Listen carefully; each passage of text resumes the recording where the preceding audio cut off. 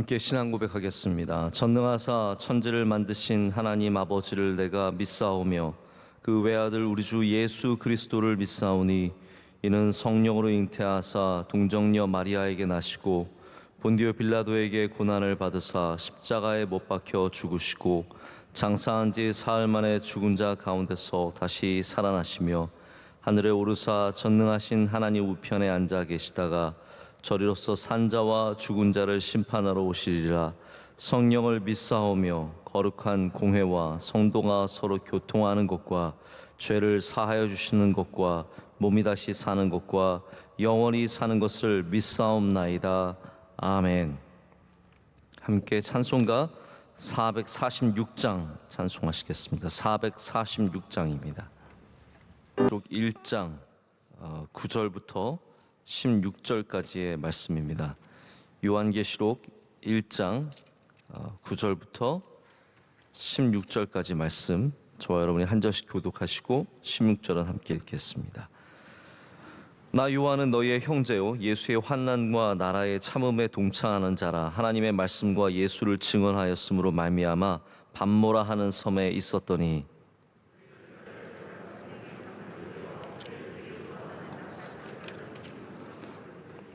이르되 내가 보는 것을 두루마리에 써서 에베소, 서머나, 버가보, 드루디아, 사데, 빌라델비아, 라오디게아 등 7 교회에 보내라 하시기로.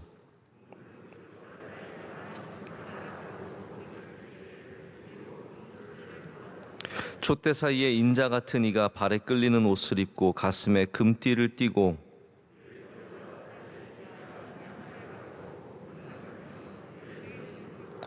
그의 발은 불풀무에 단련한 빛난 주석 같고 그의 음성은 많은 물소리와 같으며 그의 오른손에 7 별이 있고 그의 입에는 좌우에 날선검이 나오고 그의 얼굴은 해가 힘있게 비치는 것 같더라. 아멘.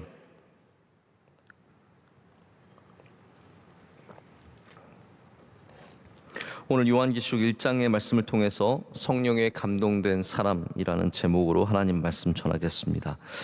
어제는 구약성경에서 특별히 창세기에서 요셉이 하나님의 영에 감동된 사람의 의미가 무엇인지에 대해서 우리가 함께 생각을 해보았습니다. 하나님의 영에 감동된다는 것이 많은 경우에 구약에서는 하나의 사건으로 등장을 하지만 요셉과 다윗과 같은 사람에게는 그것이 사건이 아니라 존재에 대한 표현이었습니다. 하나님의 영에 감동된 사람이죠. 요셉은 한 번 꿈을 꾸어서 꿈을 꾼 것을 해석하는 것을 통해서 그가 감동된 사람임을 증명을 했습니다.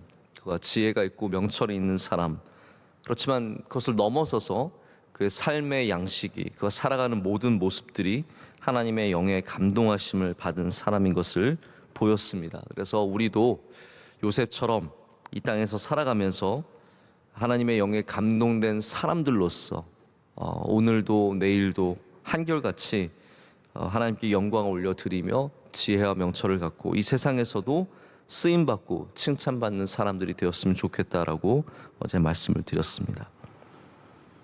오늘은 신약에 있는 이 감동에 대한 말씀을 드리려고 합니다. 특별히 요한계시록의 말씀인데요. 그렇기 때문에 어쩌면 어제 말씀의 정반대편에 서 있는 말씀이라고도 할 수 있습니다. 어제가 창세기의 말씀이던데 오늘은 요한계시록의 말씀입니다. 신약에는 구약만큼 감동이라는 단어가 등장하지 않습니다. 제가 찾아본 성경에는 8번 정도 나옵니다. 그리고 그나마 반은 다윗이 예수 그리스도에 대한 예언을 하는 이제 그러한 면에서 등장을 하기 때문에 구약의 재인용이죠. 그래서 신약에 있는 사건 자체로 나오는 이 감동이라는 단어는 정말 극히 드문 단어입니다.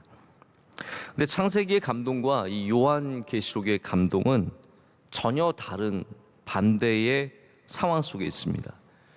요셉이 하나님의 영에 감동된 사람으로서 이스라엘의 기초를 닦고 또 어려운 가운데 이스라엘을 구원하는 역할을 감당하게 된다면 오늘 말씀은 종말을 향해서 하나님께서 주시는 이 시대에 주시는 그런 말씀으로 받기 때문에 여기에는 이제 세상의 종말과 예수 그리스도의 재림에 대한 그러한 말씀이 나오면서 여기에도 하나님의 영이 감동하시는 모습을 보게 됩니다.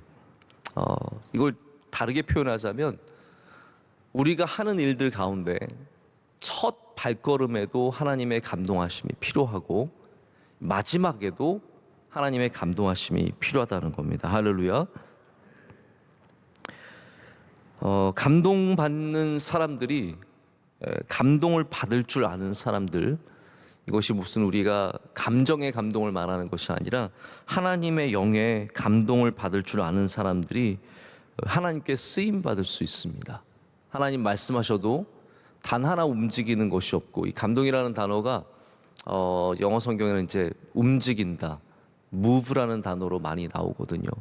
이 하나님의 전에 와서 정말 세상의 것으로부터 단 1cm도 움직이지 않고 나의 생각이 하나님께 쓰임 받으면서도 단 조금도 한 걸음도 나아가지 않는다면 어쩌면 우리가 하나님께 쓰임 받고 하나님의 교회에서 일은 해도 감동은 없는 것이다라고 말할 수 있습니다.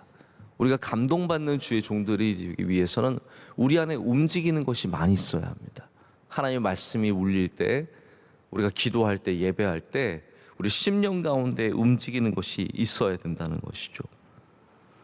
그래서 감동받은 사람은 이렇게 나라를 세우는 것에도 쓰임을 받고 또한 마무리하는 일에도 쓰임을 받습니다.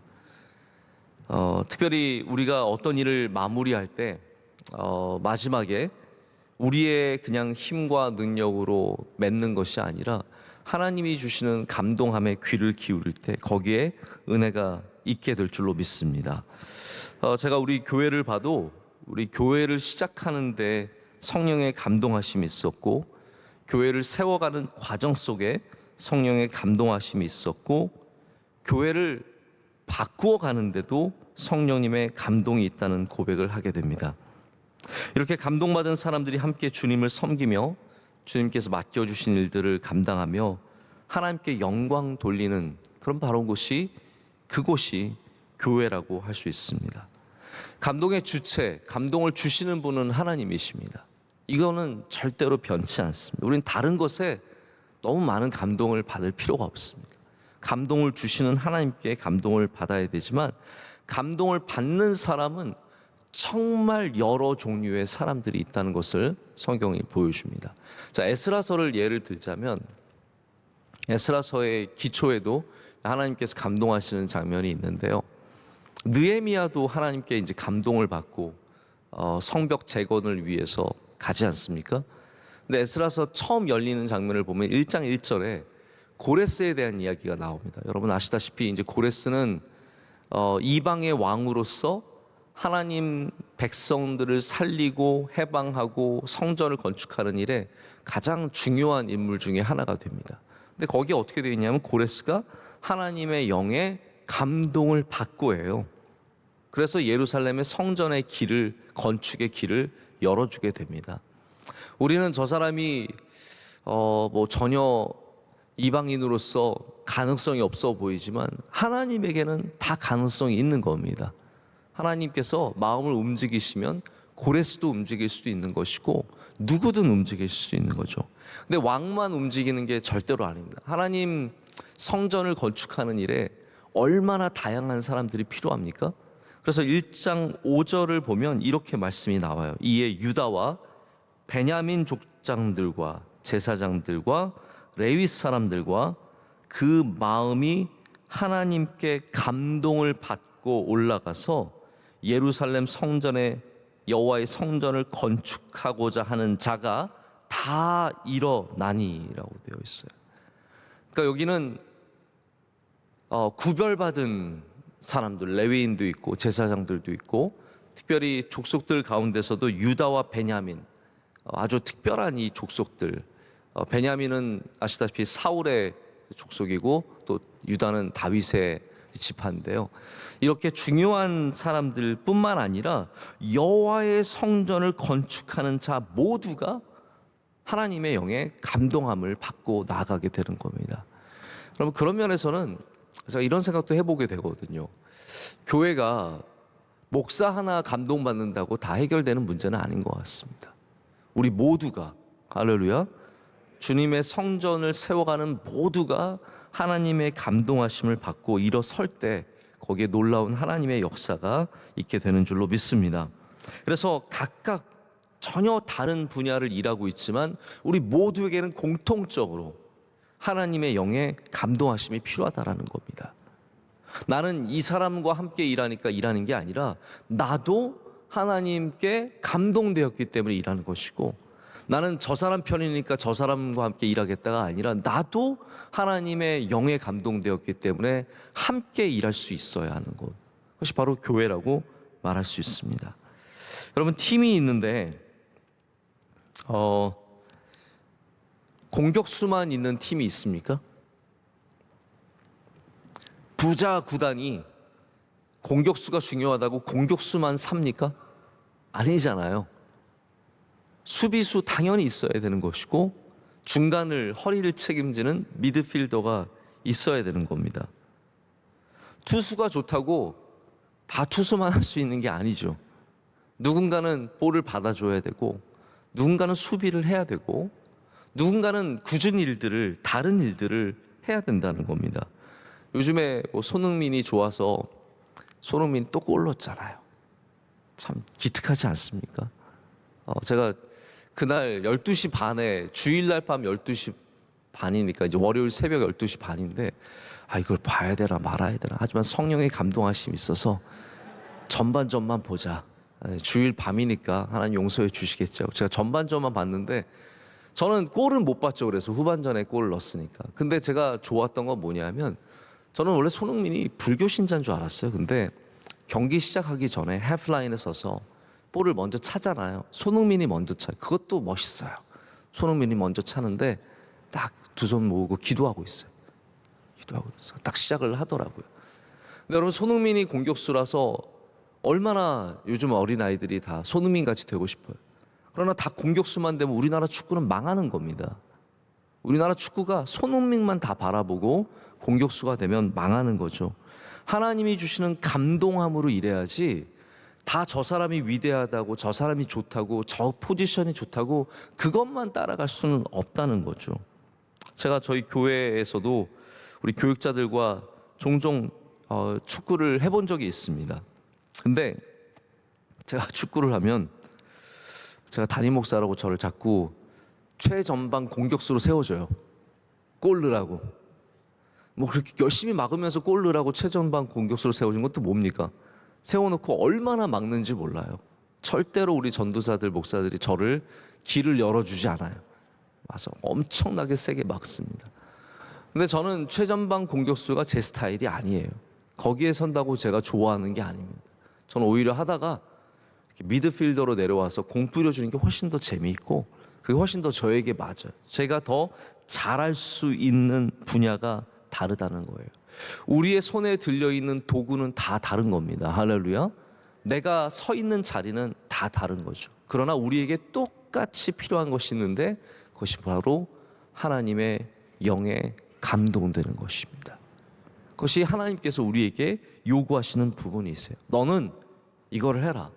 너는 저걸 해라. 너는 여기 서 있어라. 너는 저기 서 있어라. 그러나 나의 감동으로, 내 앞에 나옴으로 그것을 감당하라고 말씀하시는 겁니다. 오늘 말씀이 참 의미가 있는 것은, 구약과 신약의 감동이, 특별히 신약에서 이제 구약을 인용하는 감동이 다 대부분 말하는 것과 연관이 있습니다. 하나님의 감동을 받고 말하였더라. 하나님의 감동을 받고 예언하였더라. 그러니까 구약에서 보여주는 하나님의 영의 임하심은 우리가 말하는 것과 굉장히 깊은 관련이 있는 겁니다. 그래서 신약에서도 구약을 인용할 때 다윗이 하나님의 성령의 감동이 되어서 주 예수 그리스도에 대해서 예언하는, 말하는 것이 나오는 거죠. 베드로 후서에서도 예언이 감동을 통해서 하나님께 받아 말한 것이다 라고 되어 있어요. 근데 오늘 말씀 신약, 여기 요한계시록 1장 10절에는 뭐라고 되어 있냐면요, 한번 보시죠. 1장 10절에는 주의 날에 내가 성령에 감동되어 내 뒤에서 나는 나팔 소리 같은 큰 음성을 들으니라고 되어 있어요. 사도행전 21장에도 이 비슷한 이야기가 나오는데 성령의 감동이 있어서 바울의 제자들이 듣습니다. 그리고 바울이 예루살렘에 들어가는 것이 심히 위험한 것을 말해주는 장면이 나옵니다. 그러니까 여긴 좀 분명히 뭔가 전환이 있습니다. 제가 이걸 뭐 신학적으로 찾아본 건 아닌데 제가 말씀을 이렇게 쭉 보다 보니까 이게 느껴지는 거죠. 구약의 감동이 우리로 하나님의 뜻을 전하고 말하는 것에 굉장히 중점을 두고 있다면 신약의 성령의 감동하심은 하나님의 음성을 듣는 것에서 시작합니다. 할렐루야. 하나님의 음성을 우리가 들을 수 있느냐의 문제라는 거죠. 오늘 누가 성령 충만한 사람입니까? 그냥 말 잘하는 사람입니까? 아니면 하나님의 음성을 잘 듣는 사람입니까? 자, 우리 신앙의 좋은 질문은 아니죠. 뭐가 더 센가? 여러분, 뭐가 더 센가요? 이제 바울이 그걸 갖고 고민을 굉장히 많이 하고 고린도 전서에서 많이 다루지 않습니까? 은사 가운데 뭐가 세냐는 거죠. 뭐가 중요하냐? 이제 그 가운데 사랑이 최고다라고, 사랑의 은사가 사랑이 없으면 아무것도 아니라고 이제 말을 해주죠. 자, 그 가운데도 중요한 힌트가 있습니다. 방언이 성령의 중요한 은사고 사모하라고 되어 있는데 그보다 더 중요한 은사가 있죠. 무엇입니까? 사도 바울은 통역이 없으면 방언하지 말라라고 예배 가운데 방언하지 말라고 얘기합니다. 통역의 은사가 더 중요하고 더 귀한 것을 고린도 전서에서 바울이 강조합니다. 통역은 무엇으로 시작하죠? 듣는 것에서 시작합니다.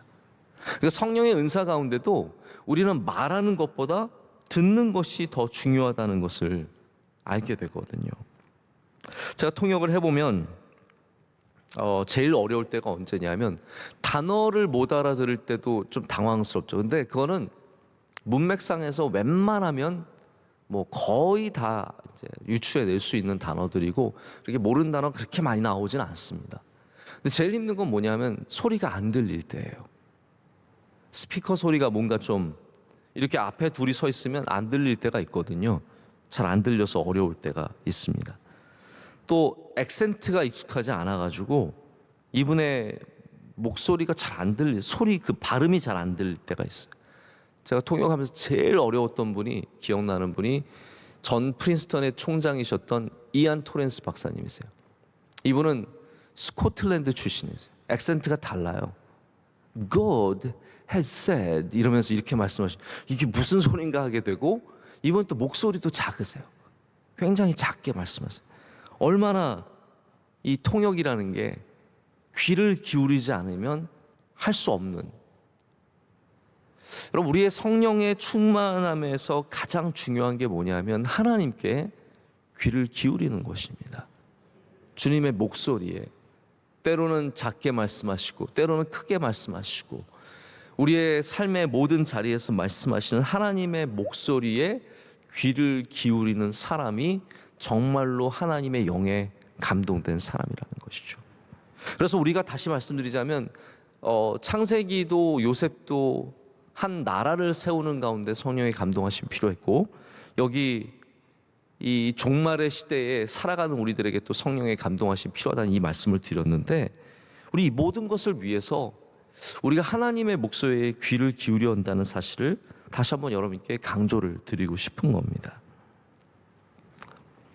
우리가 성령의 감동하심을 사모하되 들을 수 있는 능력, 들을 수 있는 귀를 위해서 기도를 해야 할 줄로 믿습니다. 기도할 때 여러분, 분명히 기도하실 때 여러분의 마음을 움직여 주시는 하나님의 감동하심이 있습니다. 이것이 때로는 명확한 목소리로 들리기도 하고, 우리 마음에 주시는 결단의 감동, 주저주저 하고 있다가 마음이 움직여서 감동해서 결단하게 되고, 마음이 바뀌는 전환의 감동, 할렐루야, 이런 감동을 주실 때가 분명히 있다는 거죠. 말씀을 볼 때, 또 말씀을 들을 때 우리의 마음을 뜨겁게 하시는 부분들이 분명히 있습니다. 여러분이 어디서 감동받는지 아셔야 돼요. 내가 어떤 말씀이 내게 감동이 되는지 그것을 느끼셔야 됩니다. 그것이 바로 하나님의 음성이기 때문입니다. 말씀을 맺겠습니다. 저도 기도를 하면서 가끔 설교의 주제를 얻을 때가 있습니다. 여러분, 기도는 우리는 하나님께 뭐 얘기하는 거라고 생각을 하지만 아닙니다. 앉아 있다 보면 마음의 감동이 참 많이 있습니다. 하나님 주시는 말씀이 있고 생각이 있고 그 안에 변화가 있고 앞으로 나아가는 부분들이 있고 하나님께서 역사하시는 곳이 기도의 자리입니다. 할렐루야.